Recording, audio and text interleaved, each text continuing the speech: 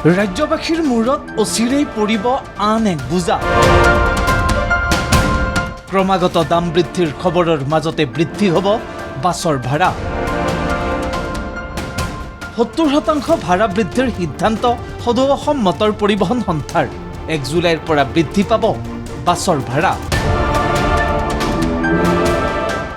মধ্যপ্ৰাচ্যৰ যুদ্ধৰ ফলত মূল্যৱান ধাতু, ইন্ধন, আমদানিকৃত সামগ্ৰী তথা অত্যাৱশ্যকীয় সামগ্ৰীৰ ক্ৰমাগত দাম বৃদ্ধিত জুৰুলা হৈছে জনতা।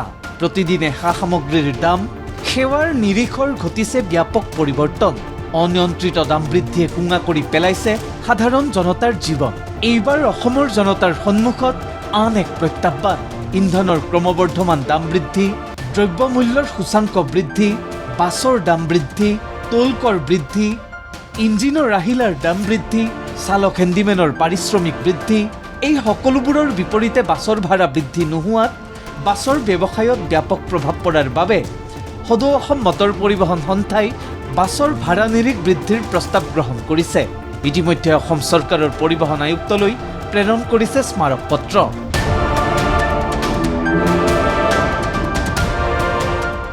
ইয়াৰ পূৰ্বে ২০১৯ বৰ্ষত ব্যৱসায়িক যান বাহনৰ ভাড়া বৃদ্ধি হৈছিল ২৫%, আৰু এতিয়া ২০১৯ বৰ্ষৰ ভাড়াক ভিত্তি কৰি ৭০% ভাড়া বৃদ্ধিৰ দাবী উত্থাপন কৰিছে সদৌ অসম পৰিবহণ সন্থাই।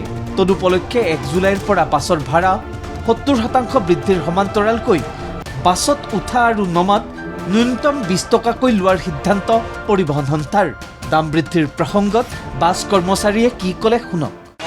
ভাড়াটো বাঢ়িব লাগিব। কেনেকৈ বৃদ্ধি পাব অলপ? কেনেকৈ মানে আপোনাৰ তেলৰ দাম যিটো বাঢ়িছে সেইটো দি আমাৰ ড্ৰাইভাৰ, হেণ্ডিমেনৰ, বাছৰ মালিকৰ পইচা নাথাকে। যথেষ্ট অসুবিধা হয় মিলাবলৈ। এতিয়া এইটো মিলামিলিকৈ চব বাছগিলাই ভাড়াটো বঢ়াব লাগিব।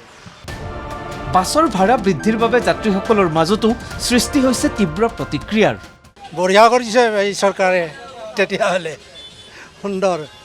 মানে একো বিকাশ কৰাৰ সময়ত মানে মানুহক বেছি অৰ্থনৈতিক দিশত মানে বেছি হাৰাশাস্তিহে কৰি দি আছে। জেনেৰেল পাব্লিকৰ যথেষ্ট অসুবিধা হৈ আছে। এনেকৈ যি প্ৰকাৰে মূল্য বৃদ্ধি বাঢ়ি আছে তেনেকৈ আমাৰ ইনকামবিলাক বাঢ়া নাই, যাৰ কাৰণে যথেষ্ট অসুবিধা হৈছে। আমাৰ দৈনন্দিন যাতায়াতৰ খৰচ যদি ইমান হৈ যায় তেতিয়াহ'লে আমাৰ জীৱন ধাৰণৰ বহুত বস্তু লগা হৈছে। চব বস্তুৰে দাম বাঢ়ি গৈ আছে। গতিকে যাতায়াতৰ অলপ সুবিধা যদি কৰি দিয়ে, মানে গভমেণ্টে যদি অলপ তেলৰ দাম এইবিলাক যদি কমাই দিব পাৰে তেতিয়াহ'লে যাতায়াতৰ খৰচটো অলপ কমি যাব। সদৌ অসম মটৰ পৰিবহণ সন্থাই বাছৰ ভাড়া বৃদ্ধিৰ প্ৰসংগত প্ৰস্তাৱ ল'লেও এতিয়ালৈ এই ক্ষেত্ৰত চৰকাৰে দিয়া নাই চূড়ান্ত সিদ্ধান্ত। ১ জুলাইৰ পূৰ্বে চৰকাৰে কিবা পদক্ষেপ গ্ৰহণ কৰিবনে, নে বিপৰীতে ১ জুলাইৰ পৰা ভাড়া বৃদ্ধি হ'ব, সেয়াহে হ'ব লক্ষণীয়। ভিডিঅ' জাৰ্নেলিষ্ট যতীন বৰাৰ সৈতে প্ৰজ্ঞান দত্তৰ ৰিপৰ্ট, ND24।